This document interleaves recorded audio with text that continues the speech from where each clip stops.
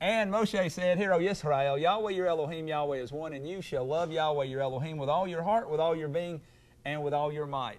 And these words which I am commanding you today shall be in your heart, and you shall impress them upon your children, and shall speak of them when you sit in your house and when you walk by the way, when you lie down and when you rise up. And shall bind them as a sign on your hand, and they shall be as frontlets between your eyes, and you shall write them on the doorposts of your house and on your gates. Shabbat Shalom, everyone. Shabbat Shalom to everybody worshiping with us at home and the folks on Skype. And wherever you are, we hope you're having a great Shabbat. The name of the message today is called, drum roll, no, it's not one of those. The name of the message today is called Liar, Liar, Pants on Fire. Yep, see, I told you if I told you what the message was about, see? But today I'm going to start this message by sharing one of Aesop's fables about lying.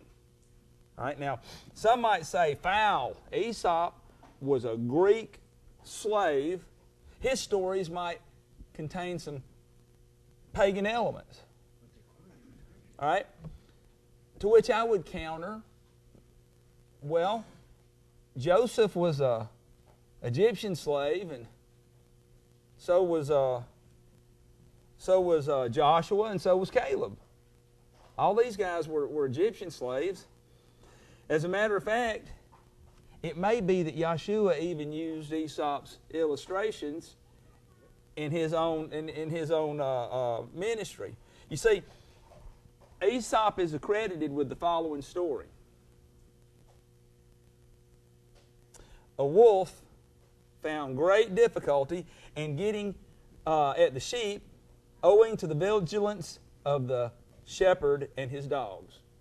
But one day, it found a skin of a sheep that had been flayed and thrown aside. So he put it on over his own pelt and strolled down among the sheep. The lamb that belonged to the sheep whose skin the wolf was wearing began to follow the wolf in sheep's clothing. So, leading the lamb a little apart, he soon made a meal of her. And for some time, he succeeded in deceiving the sheep and enjoying hearty meals. And the moral of that story is appearances are deceptive. Right? Now, Aesop lived around 600 years before Yahshua. That's longer than this nation's been around. All right? He was probably born around the time that the prophet Jeremiah was a grown man. Okay? Yet Yahshua says in Matthew 7:15, but beware of the false prophets who come to you in sheep's clothing, but inwardly they are savage lions. No, not like bears. Not bears. Nope. But inwardly they are savage wolves. All right, that sounds a little familiar, doesn't it? Yeah, sure it does. There's no paganism in that, is there? No, there's no paganism in that. So perhaps that'll make you feel a little more comfortable when I talk about this one. I don't think you'll find any paganism here either. Right? The boy who cried wolf. There go the wolves again. Boy who cried wolf. There was once a shepherd boy who was bored as he sat on the hillside watching the village sheep. To amuse himself, he took a great breath and he cried, "Wolf! Wolf! The wolf is chasing the sheep!" The villagers came running up the hill to help the boy drive the wolf away, but when they arrived on the hilltop, they found no wolf. The boy laughed at the sight of their angry faces. "Don't cry wolf, shepherd boy," said the villagers, "when there's no wolf." They went grumbling back down the hill. Later, the boy sang out again, "Wolf! Wolf! The wolf is chasing the sheep." To his naughty delight, he watched the villagers run up the hill to help him drive away the what? The wolf. when the villagers saw that there was no wolf, they sternly said, "Save your frightened song for when there is really something wrong. Don't cry wolf when there is no wolf." But the boy just grinned and watched them go down the hill grumbling as they went. And later on, he saw a real wolf prowling all about his flock. Alarmed, he leaped to his feet and sang out as loudly as he could. What do you think he said? "Wolf, wolf!" But the villagers thought he was trying to fool them again. And so they didn't come. At sunset, everyone wondered why the shepherd boy hadn't returned to the village with the sheep. They went up to find the boy. They found him weeping. There really was a wolf. There really was a wolf here, and the flock has been scattered. I cried out, "Wolf, why didn't you come?" An old man tried to comfort the boy as they walked back to the village. "We'll help you look for the sheep in the morning," he said, putting his arm around the youth. Nobody believes a liar, even when they tell the truth.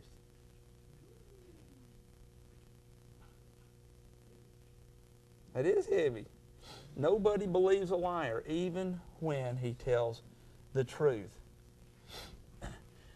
This fable does a really great job of illustrating the consequences of being untruthful. Amen?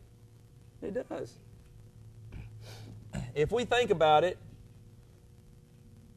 we can think of all sorts of areas in our lives where lying could get us into all sorts of trouble. Right?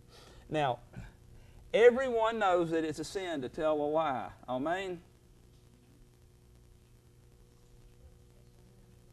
What? So why are we talking about lying? Everybody knows. Because not everyone knows that it's a sin to tell a lie. And believe it or not, once upon a time, in our very own Torah study we were having, someone brought up the very correct point that in the 10 words, the 10 commandments, it doesn't say anything in there where it says you do not lie. It doesn't. It doesn't say it there. It doesn't. If you want to look at what it does say, just one verse, Exodus chapter 20. Let's go ahead and start getting our scriptures warmed up here.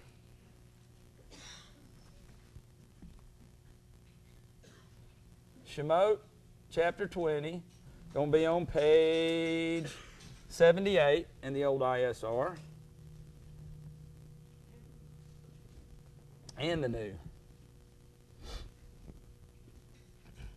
Exodus 20, verse 16.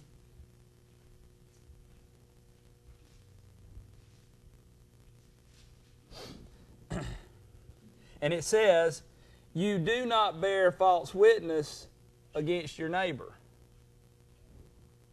Okay? Now, though bearing false witness against one's neighbor is indeed a lie,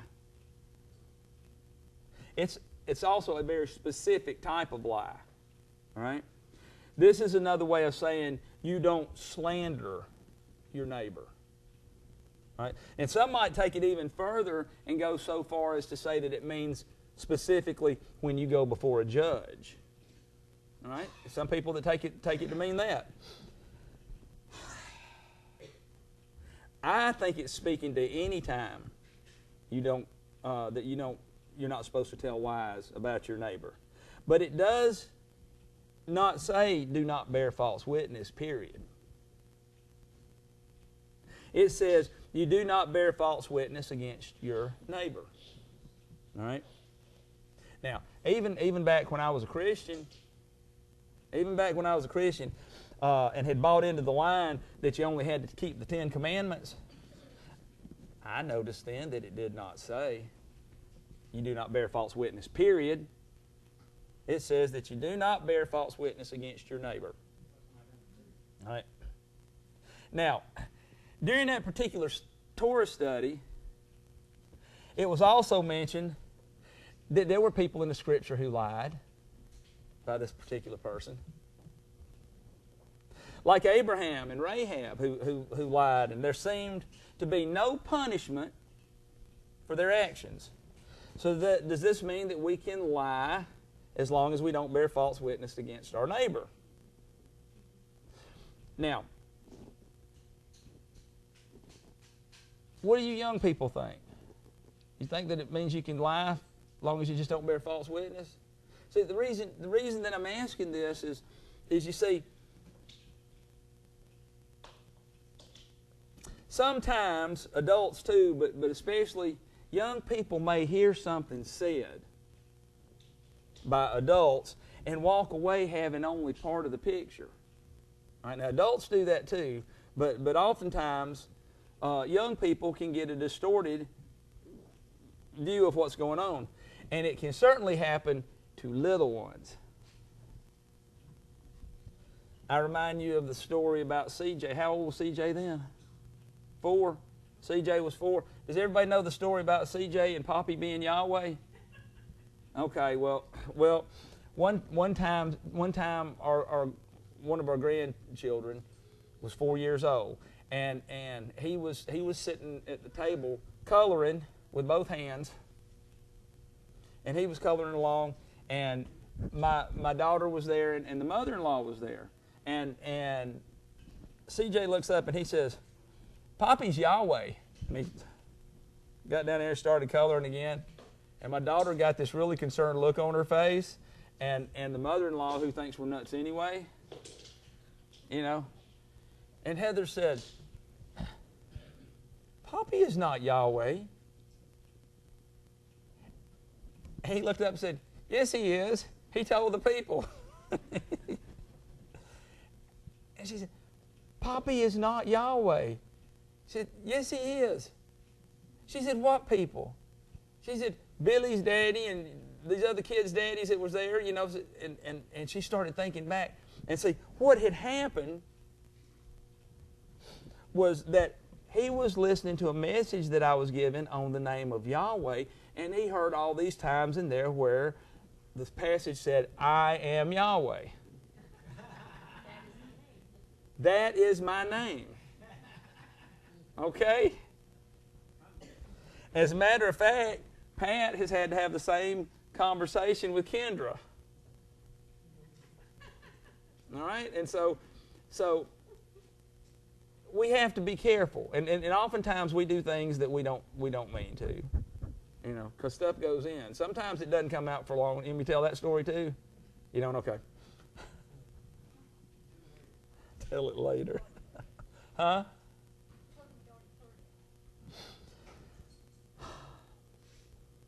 Or like the little boy. There was a little boy one time that was listening to a story about Sodom and Gomorrah. And his dad read, "The man named Lot was warned to take his wife and flee out of the city, but his wife looked back and was turned to salt." And concerned, the little boy looked at his dad and asked, "What happened to the flea?" Lot was warned to take his wife and flee out of the city. Okay? See, even adults can get unintended messages, but certainly young people who are not as savvy in verbal interpretation and scriptural content, they can get an understanding that the speaker never, I know that for a fact, that the speaker never actually intended. And I believe that it's part of the job of the congregation to help make sure that these young people are taught the truth. Amen. And too many times, see, we adults, we begin to extrapolate and to expound on lofty and tiresome platitudes and leave the young people yawning for more.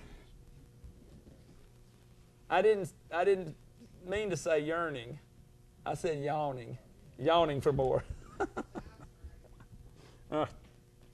But we have a responsibility to make sure that the kids are getting the right ideas. In other words, we adults have to take the responsibility for including young people Isn't that right?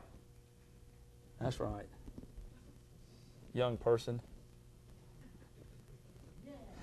And we have to make sure that we say things in a responsible way. Amen. All right. So, lest we leave anyone with the wrong impression, let's take a look at what the Torah has to say. Let's turn to Leviticus chapter 6. YHWH chapter 6.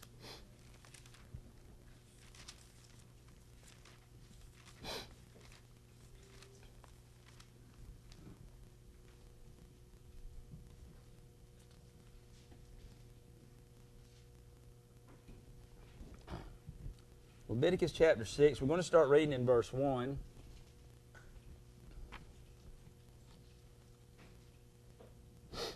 And it says, "And Yahweh spoke to Moshe, saying, When any being sins and committed a trespass against Yahweh and has lied to his neighbor about a deposit, or about a pledge, or about a robbery, or shall extort from his neighbor, or has found what was lost and has lied concerning it, or did swear falsely so that he sins in regard to any of all these that a man does, then it shall be when he sins and shall be guilty that he shall return what he took by robbery, or what he has extorted, or the deposit which was deposited with him, or the lost item which he found, or all that about which he swore falsely, he shall repay its total value, add 1/5 more to it, and give it to whom it belongs on the day of his guilt offering.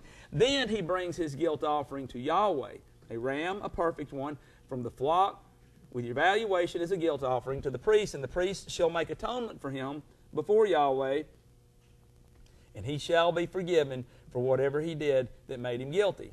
Now, someone is bound to say that these verses are not about lying in general either. Boy, they'd be right. Because, well, that's the way some people are. Some people want to try to find the technicality to get off on. Actually. All right? It is not about a specific type of lying, they will say, but rather specifically, about general form of lying, but specifically about lying in order to steal something. Right? I would remind you that Exodus 20:16 is about lying in the form of slander. So if anyone had the idea that as long as it wasn't about bearing false witness that it's okay, well, here's another type of lying that's not acceptable to Yahweh. But wait, there's more. There is more. We don't even have to go very far. Leviticus chapter 19.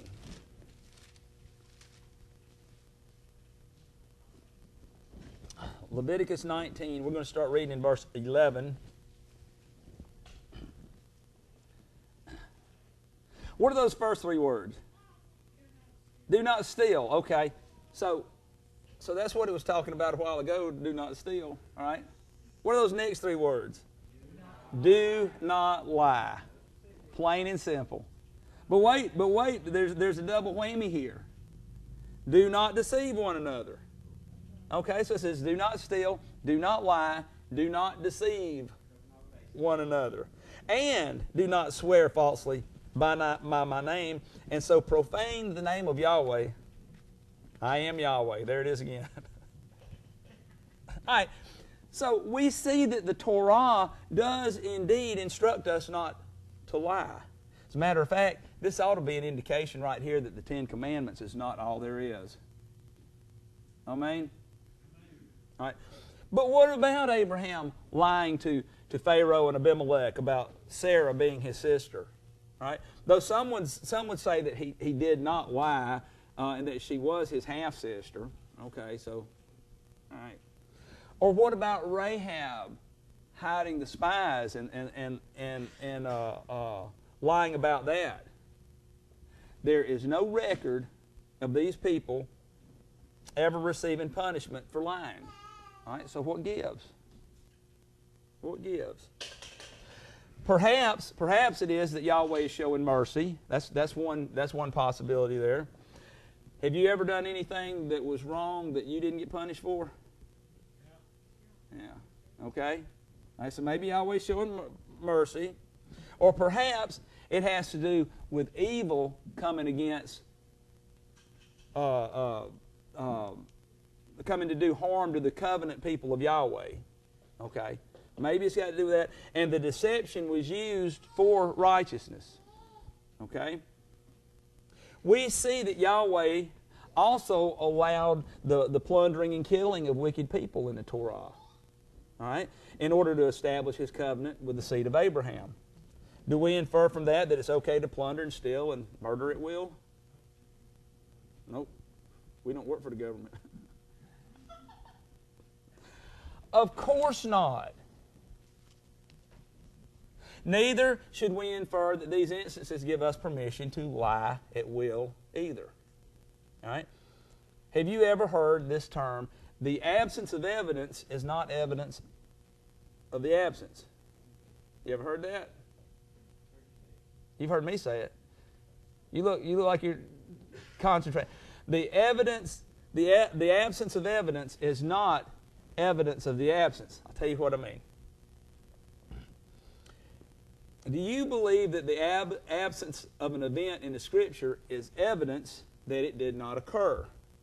For instance, Isaac straight up lied about Rebekah being his sister. All right? There's no evidence that Yahweh ever repaid him for that lie. However, there is no evidence that anyone, period, ever in the Scripture, after being immersed by John the Baptist, after that event, ever scratched their rear end when they got up in the morning. It's not in there. It is not in there, ever. Does that mean that no one ever did?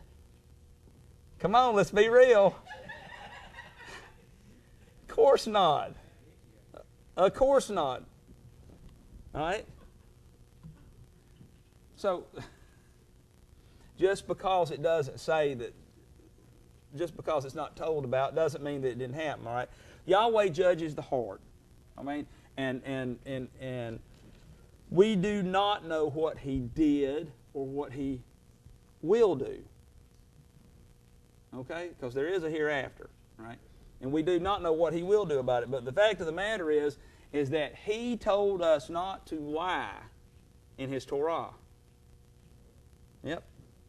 Right? And this is certainly not carte blanche permission to simply lie when it is convenient. Right? When we're late for work, or the dog ate my homework,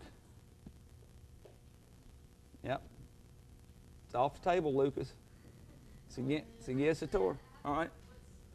Or lying to your parents about where you're going or who you've been with, or your spouse. Alex.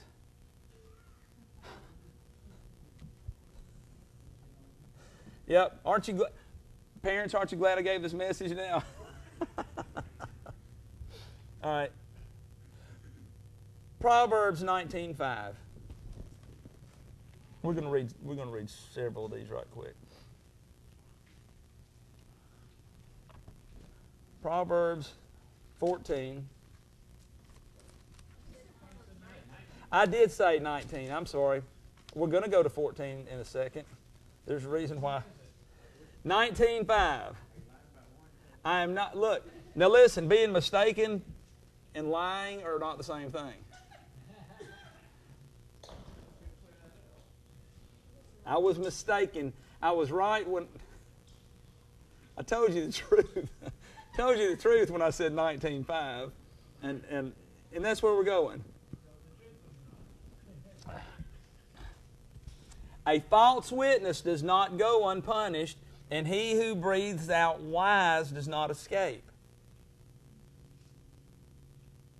Now,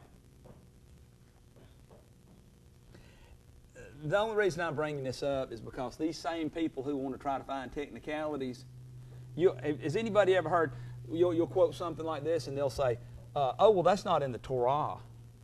You ever heard that? I have. I've heard people, just because it's not in the Torah, they'll say, they'll bring that up, and it just I know. Let me remind you that it did not stop YHWH from quoting it for a written witness of authority. Amen? All right. There's a lot of things not specifically mentioned in the Torah, but YHWH felt like they were worthy. Proverbs 14:5. Does that sound familiar? I'm telling you the truth. I hope.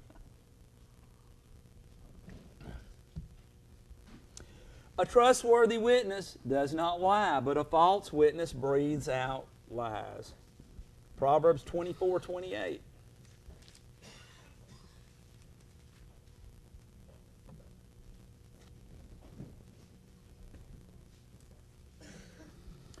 Proverbs 24:28.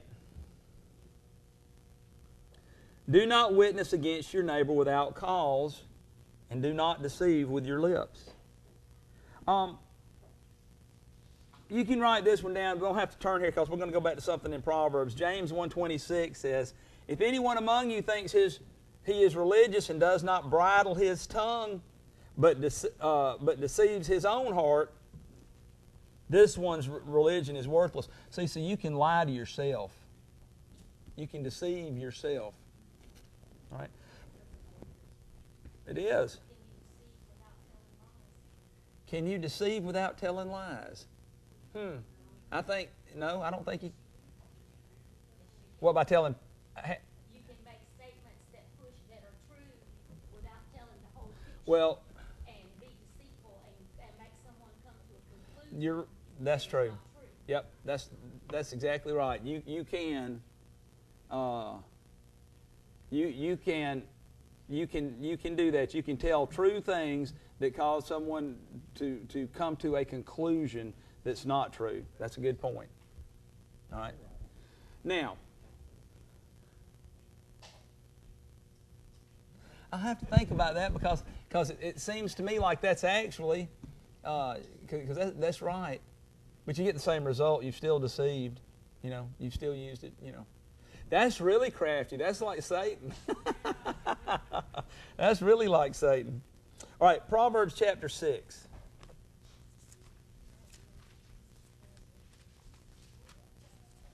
That is.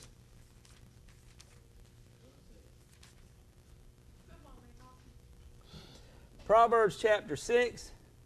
We're going to start reading in verse 12. A man of Belial, a wicked man, walks with a perverse mouth, winks with his eyes, shuffles with his feet, points with his fingers. Perverseness is in his heart. Plotting evil at all times, he sends out strife. Therefore, his calamity comes suddenly. Instantly he is broken, and there is no healing. Now look at this. These 6 matters Yahweh, what's that next word? Hates. All right, now that's something strong when it says Yahweh hates something. He says he hates evil. He says not to learn the way of the heathen. For everything they do, Yahweh hates. All right. These 6 matters Yahweh hates, and 7 are an abomination to him. A proud look. What's that next one? A lying tongue. Okay. And hands shedding innocent blood. A heart devising wicked schemes. Feet quick to run to evil. A false witness breathing out lies. And one who causes strife among brothers. My son, watch over your father's command, and do not forsake the Torah of your mother.